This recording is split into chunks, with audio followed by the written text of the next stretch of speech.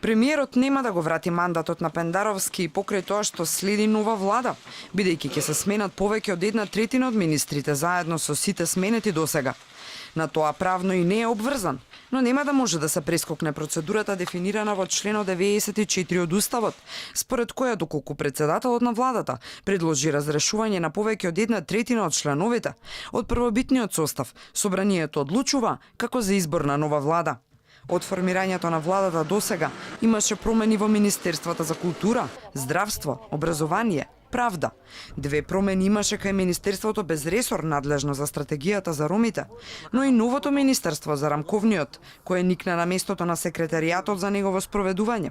Но овие промени не донесоа совршен резултат во оценката за Македонија од Брисел, што коренито ќе се промени со новите министри, за да не остане само козметичка измена. Премиерот ќе треба да ја објасни стратегијата. Заев и самиот најави дека ќе се случи нова влада. Оти најмалку уште тројца сега ќе биле сменети. Кои? Уште се чува во тајност. Иако судејќи според извештајот од Европската комисија, можеби први на удар ќе бидат ресорите важни за економијата. За да во преговорите влеземе со целосен капацитет, мора да си ги завршиме домашните обврски. Тоа значи ни треба влада која што ќе има практично целосен мандат, која што нема да размислува на кадровски, туку исклучиво на најважните политички прашања. Промените ќе биле нова влада Заев 2, рече синоќа на интервју под председателот на ДУИ Изет Меджити. Значи ли тоа дека Ахмети не дал амин да се чепнат неговите луѓе?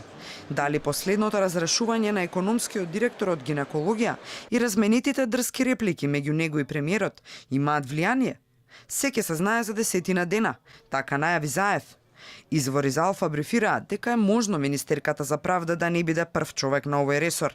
Заради тоа или не, 2 недели нема никаков напредок во разговорите за законот за обвинителство, односно немало иницијатива од неа за средби и разговори, велат нашите извори.